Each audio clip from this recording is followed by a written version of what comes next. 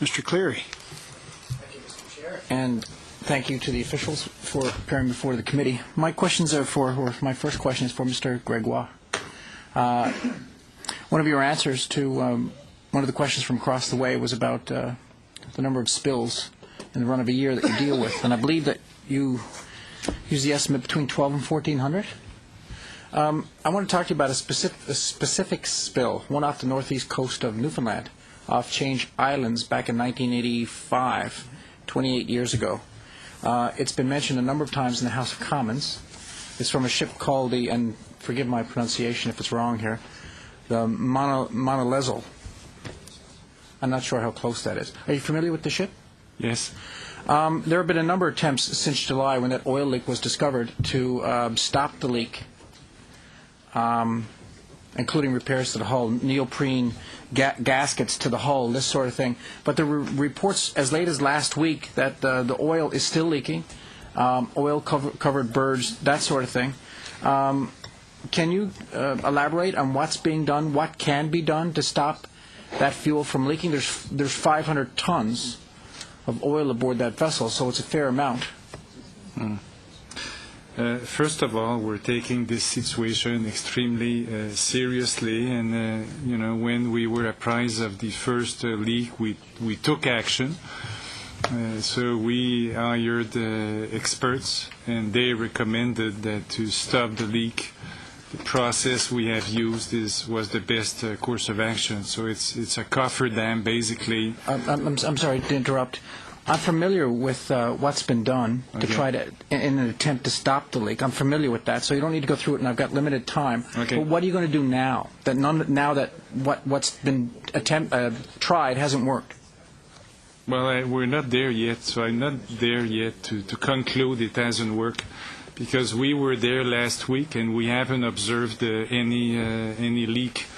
We have the birds. So we sent the bird to the laboratory to find out if the oily birds, if the oil is actually the oil from the Manolis. We do have oil samples of the Manolis. So we will see after the laboratory has investigated the birds if it's the same oil.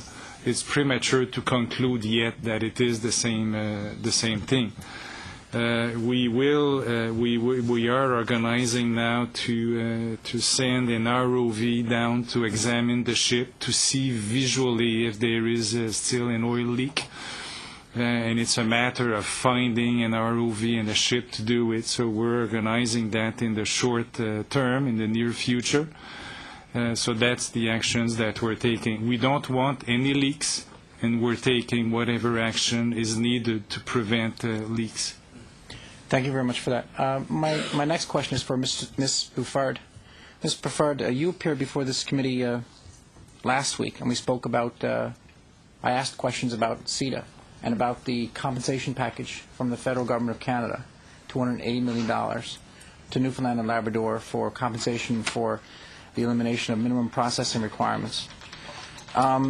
And at that time, when I asked the question, the response I got back was that the Federal Department of Fisheries and Oceans didn't have anything to do with that compensation package. That was the international trade that arranged that.